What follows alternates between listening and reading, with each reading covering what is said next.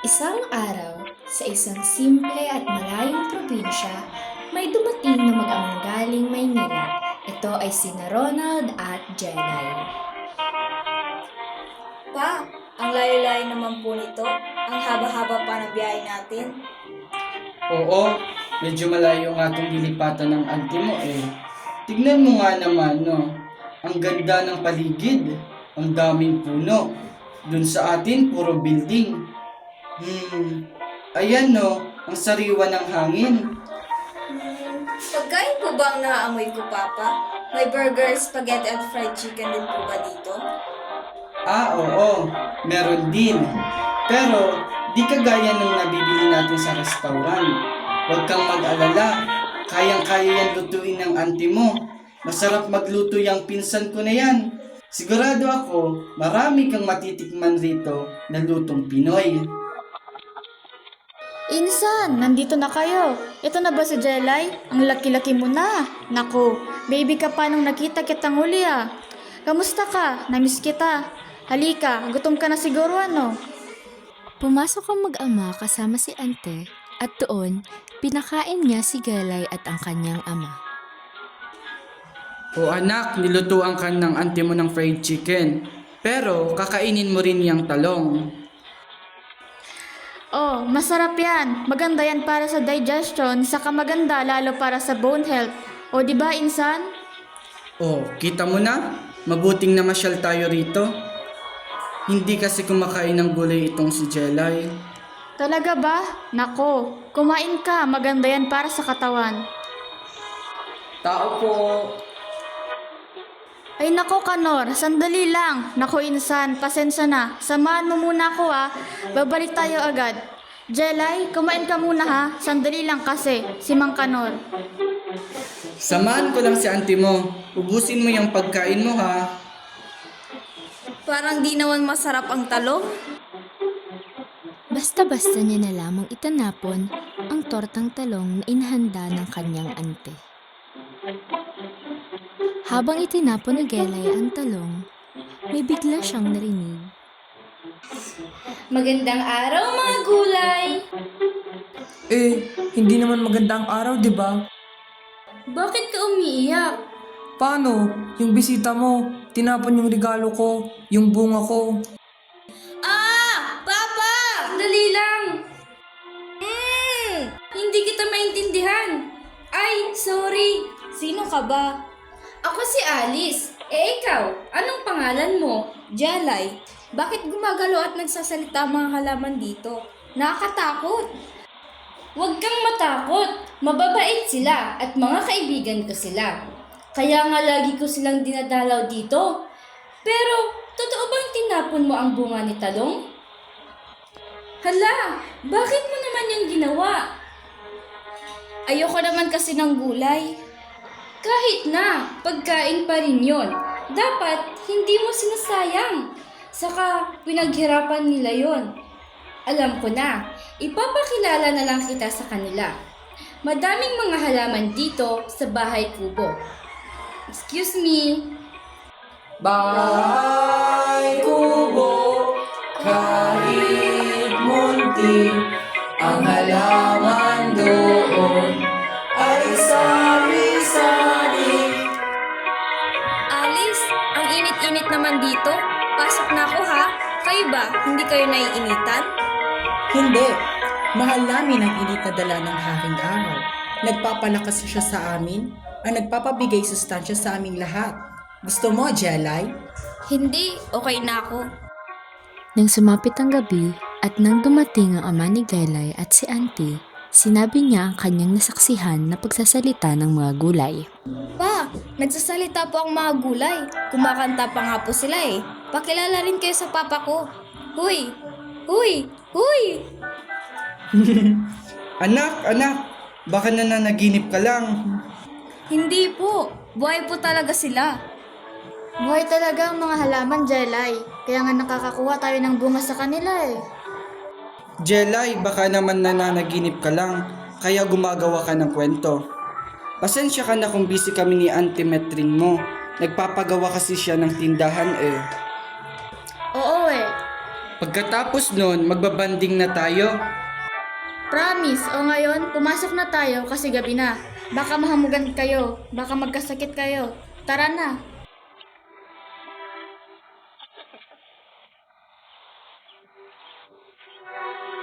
Oh, bakit hindi kayo nagpakilala nung nandyan sila papa? Dito lang sila naniwala sa akin. Hindi pwede. Hindi naman kayo pinakilala ni Alice kanina. Sa'yo lang. Saka hindi pa tapos ang pagpapakilala namin sa'yo. Ako si Sita. Bata! Patani! Patola. Upot, kalabasa. Alam mo ba, kapag ako kinain mo, naku, marami akong pwedeng magawa sa'yo. Lilinaw ang mata mo at titibay ang iyong boto at ngipin. Oo nga, marami kaming maidudulot na bitamina, kaya wag mo sanang itatapon ang bungang regalo namin.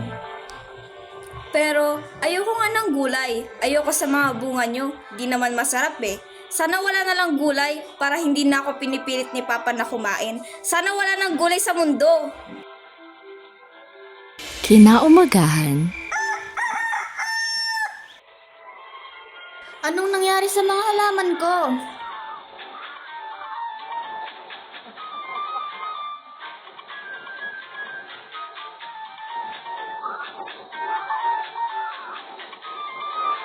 Jelay! Alice, laro tayo. Sige ba? Anong nangyari sa tanim? Bakit natuyo kayo? Sandali lang ha. Kukuha ako ng tubig. Alice, wag na. Mas okay nga na malanta pa ang mga yan para hindi na nakakapitas at makapagluto ng gulay si Ante. Jelay! Jelay! Anong ginagawa mo rito? Auntie, nandito po pala yung kaibigan ko si...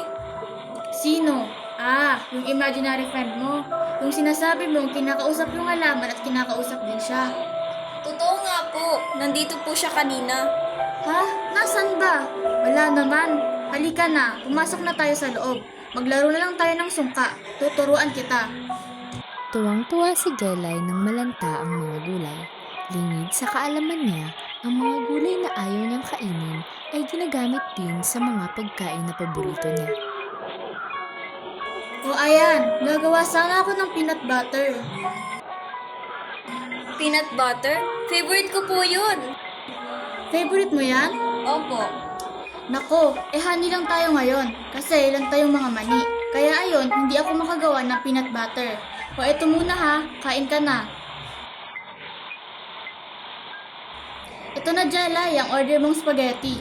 Yehey! Bakit po hindi pula? Kasi, lanta pa yung mga kamatis. Kaya hindi ako nakagawa ng spaghetti sauce. Kaya ayan, hinalo ko na lang sa tuna. Nag-experiment ako. Kain ka. Sinigang po ba ito? Parang di naman eh. Naku, nilaga na lang yan, Jelay. Oo nga, akala ko yung masarap na sinigang iluluto mo sa amin. Oo nga, insan eh. Kaya lang, lanta pa yung mga gulay. Hindi ko talaga maintindihan kung bakit. Kaya naisip ko, nilagang sinigang na lang lutuin. Kaso, wala rin namang pechay, walang repolyo, walang patatas. Pasensya na kayo ha. Okay lang yun. Kahit kalamansi man lang sana pang sausawan, wala rin. Okay lang po sa akin yun. Masarap naman po eh. Hay nako, anong nangyari sa mga halaman ko na to? Magandang umaga po. Pinapabigay po ni Lola Goreng. Sinong Lola Goreng? Kapitbahay niyo po kami. Ganun ba? Anong pangalan mo? Mukhang uulan na. Halika, pasok ka muna sa loob. Ay, hindi na po. Uuwi na po ako. Bye. Bye-bye. Pakisabi, salamat. Uy, dali, upo na kayo. Sakto, kakain na. Jelay, pasensya na ha. Wala kasing baboy sa kamanok ngayon eh. Hindi pa ako namamalengke. Mabuti nga, nagbigay ng gulay yung kapitbahay. O bakit sabaw lang yung kinuha mo? Hindi ka pa rin ba kumakain ng gulay? Ay, hindi pwede yan. O ito, kumain ka ng gulay. Kumuha ka ng marami. Ubusin mo yan ha. Naku, umuulan pala yung sinampay ko. Halika, tulungan mo ko. Jelay, kumain ka muna dyan. Paglabas ni Auntie Matring at ng ama ni Jelay, ibinalik niya ang adobong sitaw na iniluto ng kanyang auntie. Ay, very good. Kain pa. Ubusin mo yan ha. Kinagabihan, Aray! Aray! Aray! Ouch! Bakit anak? Papa, ang sakit-sakit po ng tiyan ko. Ha? Bakit? Aray! Aray! Aray! Ano bang nangyari? Pareho naman ang kinain natin ah. O may kinain kang hindi namin nalalaman? Tatawagin ko lang yung kaibigang kong doktor. Ano bang sakit na nararamdaman mo? Yung parang pong nagugutom ako. Paanong mangyayari yun? Isabay-sabay tayong kumain kanina. Kasi po, Papa Auntie, hindi ko po kinain yung ulam ko kanina. Binalik ko po. Kaya naman pala masakit yung tiyan mo. Nagugutom. Sige na, kukuha kita ng makakain mo. Jelay anak, hindi tama yung ginawa mo. Una, pinaghirapan yun ng auntie mo. Tapos babaliwalain mo lang. Pangalawa, hindi porket na ayaw mo ng pagkain, hindi ka nakakain. O, paano kung talagang walang pagkain? Titiisin mo na lang yung gutom? Gusto mo bang ma-ospital? Yung may injection at dextrose po? Ayoko, Papa. O, yun naman pala eh. Jelay, eto na oh. Paano ba yan? Adobong sitaw ulit ang ulam.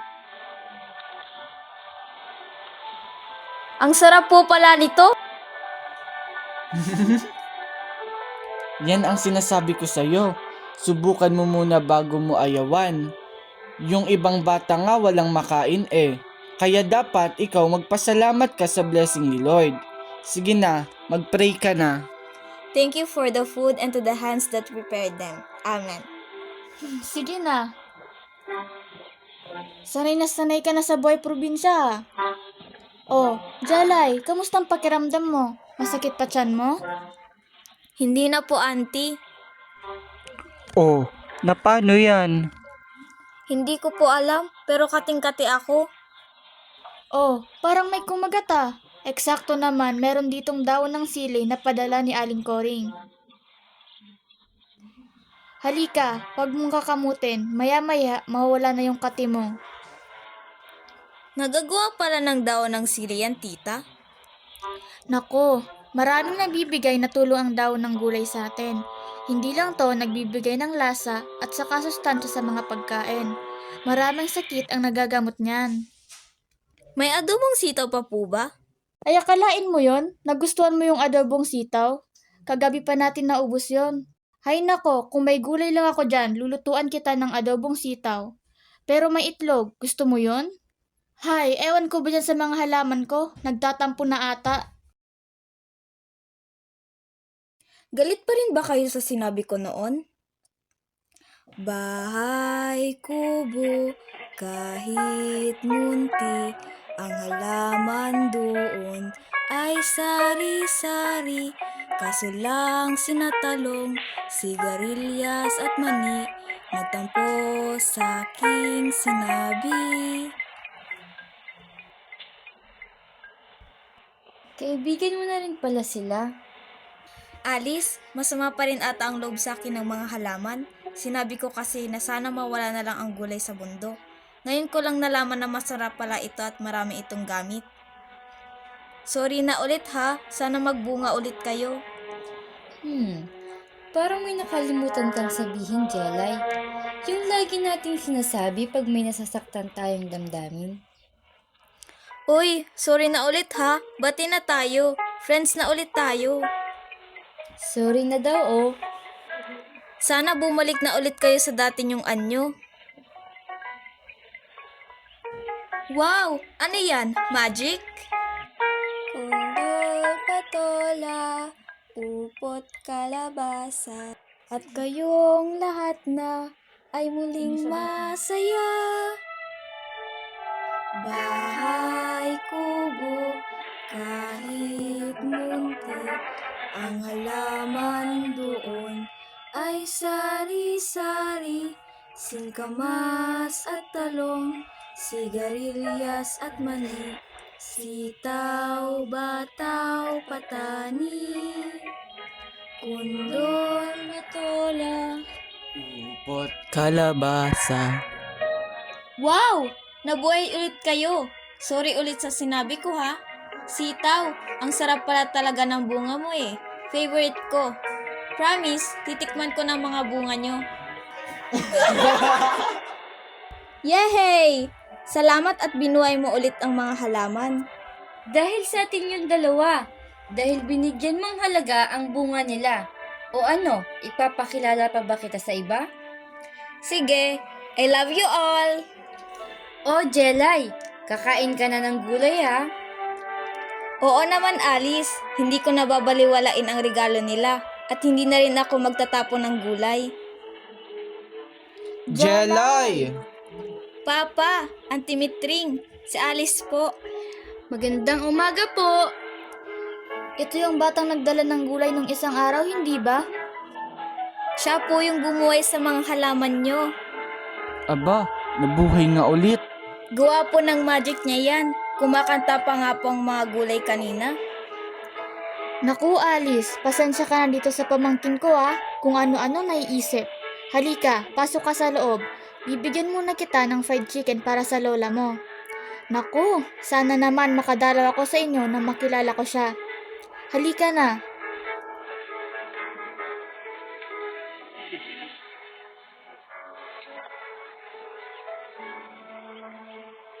Bye-bye!